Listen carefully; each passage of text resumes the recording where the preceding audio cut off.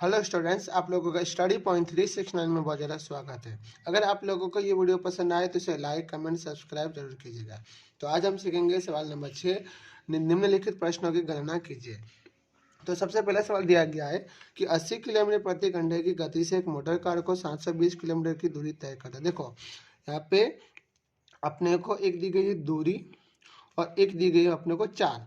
तो मैं यहाँ पे लिखूंगा कि चाल बराबर हमको दिया है कितना, 80 किलोमीटर प्रति घंटे।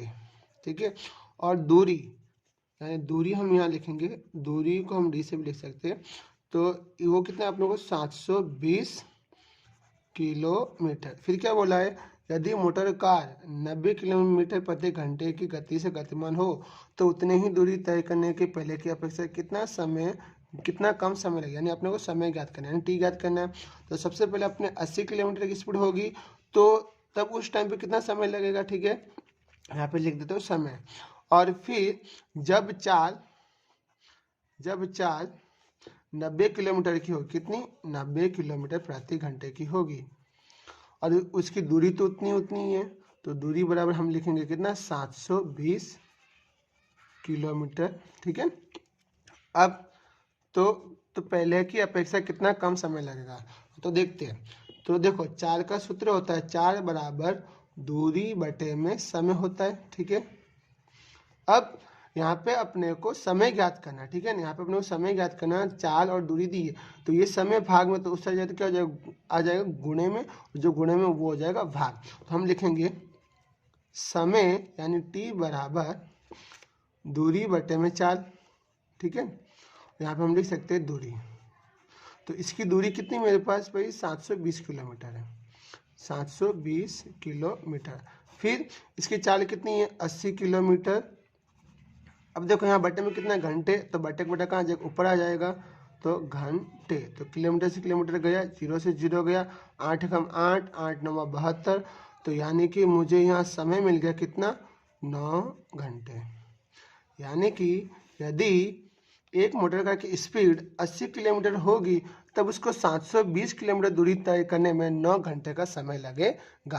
अब देखो यहाँ पे चाल दी अपने 90 किलोमीटर दी है और दूरी कितनी, 720 किलोमीटर। ठीक है, तो अब इसको समय कितना लगेगा, तो करते हैं कि चाल बराबर दूरी बटे में समय। ठीक है, यानी आप लिख सकते हैं डी अपॉन टी। तो मैं यहाँ पे लिखूंगा कि टी बराबर दूरी बटे में चाल। इसकी दूरी कितनी है, 720 है, 720 किलोमीटर, और इसकी चाल कितनी है, 90 किलोमीटर, और बटे का बटा कहाँ जाएगा, ऊपर आ जाएगा, घंटे। किलोमीटर से किलोमीटर गया, ठीक है, 0 से 0 गया, 9 एक कम 9, 9 इठा 72, यानी कि इसका समय यानी कि टी अपना है कितना, 8 घंटे। अब देखो इसने क्या बोला है कि पहले की अपेक्षा कितना कम समय लगेगा, तब हम लिखेंगे, तो हम यहाँ लिखेंगे कि समय पहले की अपेक्षा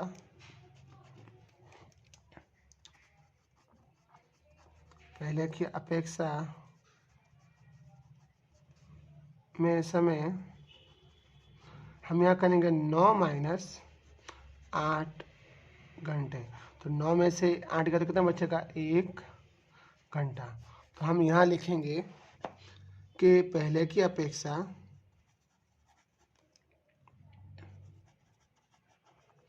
अपेक्षा 1 घंटा कम समय लगेगा,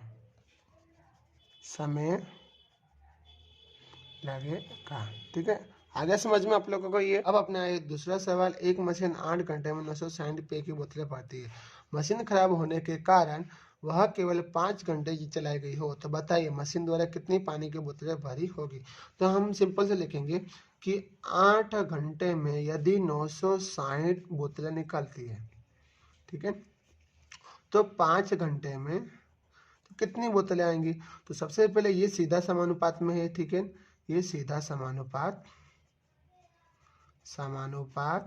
है। तो इसमें क्या होगा, x का गुना 8 के साथ और 5 का गुना 9 के 960 के साथ, तो लिखेंगे x गुणा 8 बराबर 960 गुना हम करेंगे 5। तो ये गुणे में तो सर जाएगा, तो क्या हो जाएगा भाग, x बराबर 960 गुणिया 5 बटे में हो जाएगा 8।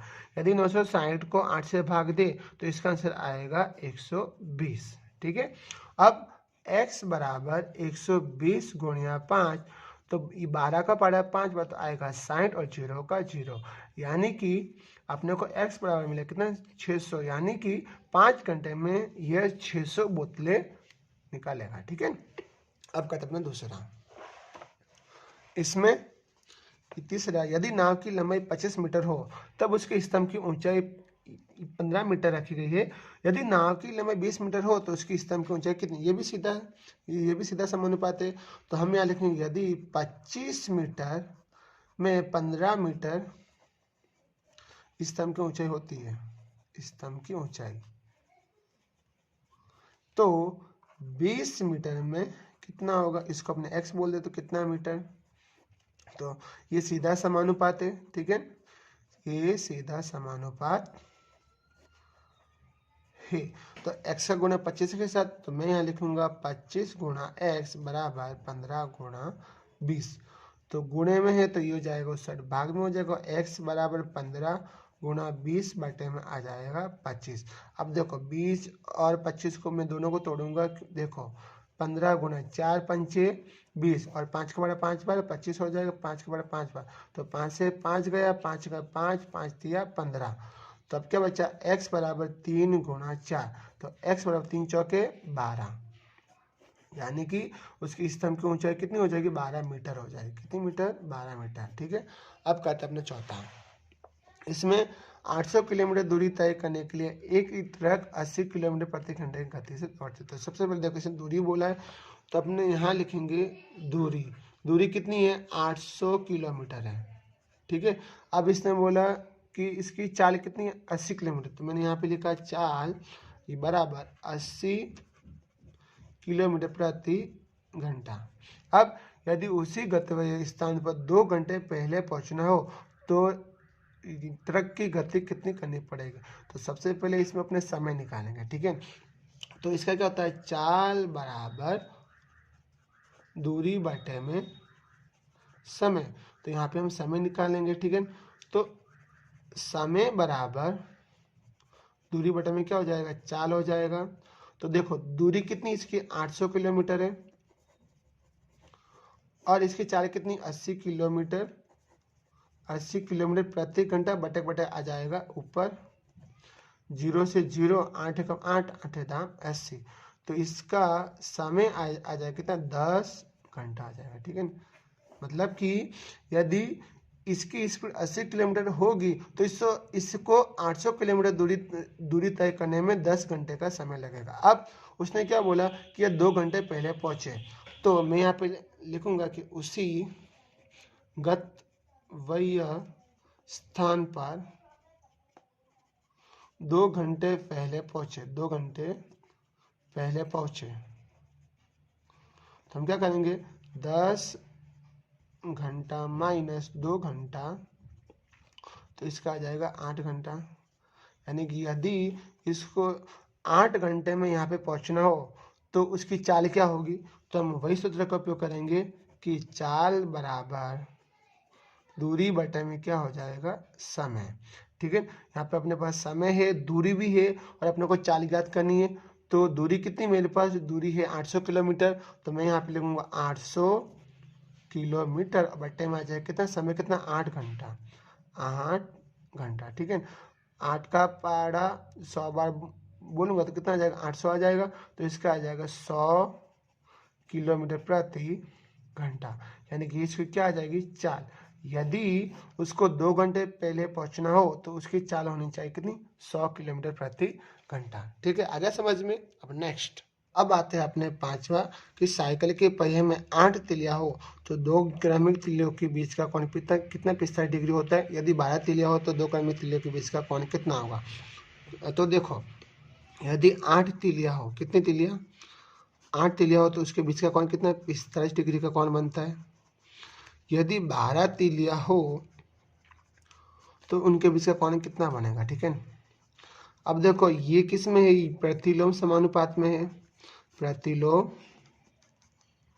समानुपात। अब यहाँ पे ये मान जो है वो हो रहा है, कम हो रहा है, इस साइड तीर नीचे की ओर जा रहा है, तो अपोजिट वाला हमेशा ऊपर की ओर जाएगा, और जो ऊपर की ओर जाता है उसी को हम क्या, उसको उल्टा लिख देंगे। तो यहाँ पे ये नीचे की ओर है, तो यहाँ पे लिखेंगे 8/12 बराबर, यहाँ पे 45 ऊपर और x नीचे, तो अपने x लिखेंगे ऊपर और नीचे लिखेंगे कितना, 45, ठीक है। अब देखो x का गुणा 12 साथ, इसका गुणा इसके साथ, तो मैं लिखूंगा x गुणा 12 बराबर 8 गुणा 45।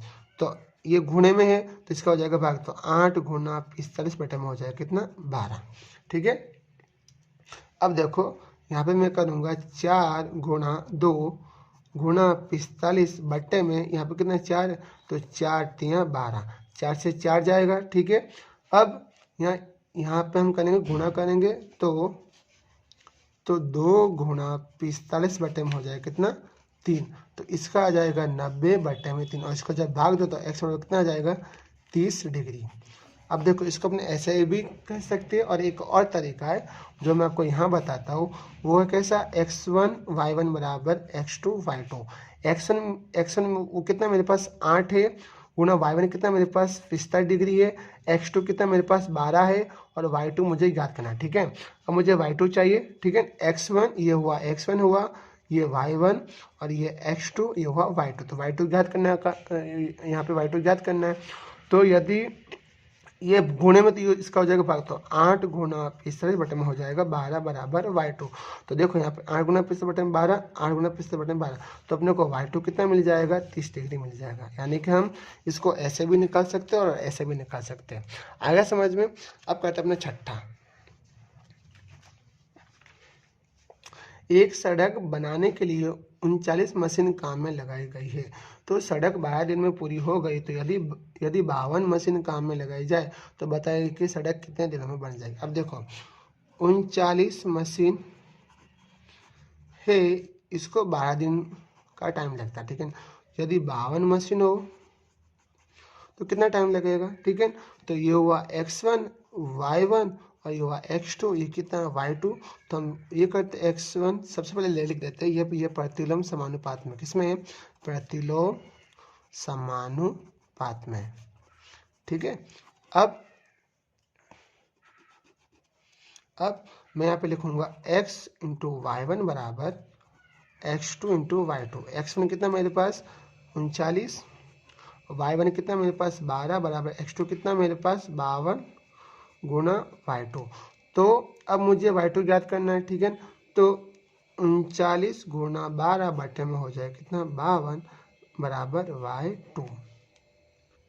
यदि मैं 39 को 12 के साथ गुणा करूंगा तो इसका आ जाएगा 468 अपॉन 52 बराबर y2। यदि मैं 468 को 52 के साथ भाग दूँ तो इसका आ जाएगा 9 बराबर y2, ठीक है। यानी कि मुझे y2 बराबर मिला कितना 9, तो मैं लिखूंगा y2 बराबर 9 दिन का समय लगेगा, ठीक है। अब कहते हैं सातवां, इसमें क्या बोला है कि एक किसान के पास 20 पशुओं को खिलाने के लिए 6 दिन का घास चारा है। तो मैं यहाँ पे लिखूंगा कि 20 पशु के लिए 6 दिन का घास चारा है। अब उसके पास 10 पशु और अधिक आ गए, यानी उसमें ऐड हो गए, तो मैं क्या करूंगा 20 + 10 कितना हुआ, 30 पशु हो गए। तो 30 पशुओं के लिए कितना दिन का टाइम लगेगा, ठीक है। तो अब ये प्रतिलोम समानुपात में ओके। तो इसका आ जाएगा x1 y1 बराबर x2 y2। x1 कितना है इसका 20 से y1 कितना है इसका 6 बराबर x2 कितना है इसका 30 गुणा y2 मुझे ज्ञात करना है, ठीक है। तो 20 गुणा 6 बटे में हो जाएगा 30 बराबर y2, क्योंकि ये 30 गुणे में तो सट जाएगा, तो क्या जाएगा भाग हो जाएगा, 0 से 0 गया, 3 एकम 3, 3 दूनी 6, यानी कि 2 गुणा 2 बराबर y2। तो मुझे y2 बराबर मुझे कितना 4 दिन चलेगा। कितना दिन चलेगा 4 दिन। आ गया समझ में, ठीक है। Thank you for watching.